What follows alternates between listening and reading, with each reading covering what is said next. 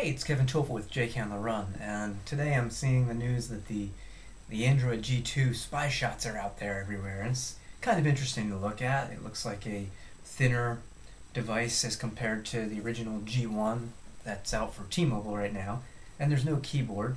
So, we talked about an on-screen keyboard in the past, and Google, I know, has been working on that. Obviously, it's going to have that on-screen keyboard, but I'm having a hard time getting jazzed about this new handset if this is the G2.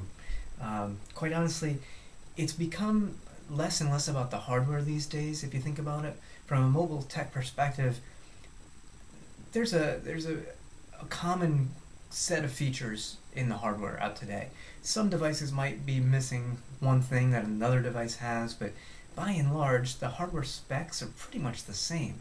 It's becoming less about the hardware and much more about the software and the experience. If you don't have a positive experience and the device doesn't work for you in a way that's fun to use and a way that you want to use it, you're not going to use it, frankly. So I guess I'm having a little bit of a difficult time getting jazzed about it. It's always fun to look at the spy shots and all that.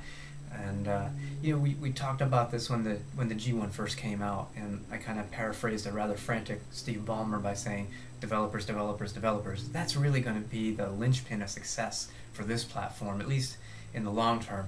Short term, we really haven't seen that kind of development ecosystem. And I'm not saying anything against the tools that are out there and the developers that are currently working for Android by any means, but certainly it's not a wide, vast array of applications yet. So I'm waiting to see the developers really get on board, and we haven't quite seen that yet, at least not to my expectation. So we'll see what happens there. This device is apparently coming out maybe mid-May, is what everybody is saying today on the web.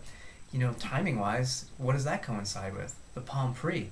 That's out in the first half of 2009. Again, maybe they slip on the date and it comes out in the second half. We don't know, but if the Google is going to be competing with that in terms of what they're coming out with at that time, it's got to be more than just new hardware. It really needs to be a broader ecosystem of applications that are available to people. In all fairness, I only had the G1 review unit for a week or two, so it's not like I can sit here and say, it's a failure or it's a success or whatever.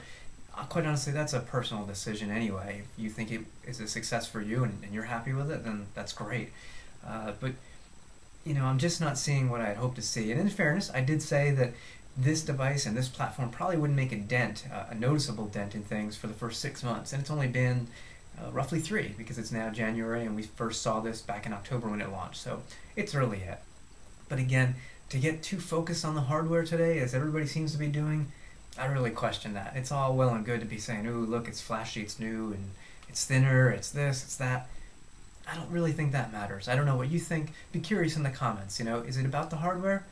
To some degree, yes, but really it's becoming more and more about the software and the experience. What do you think? Let us know. Thanks.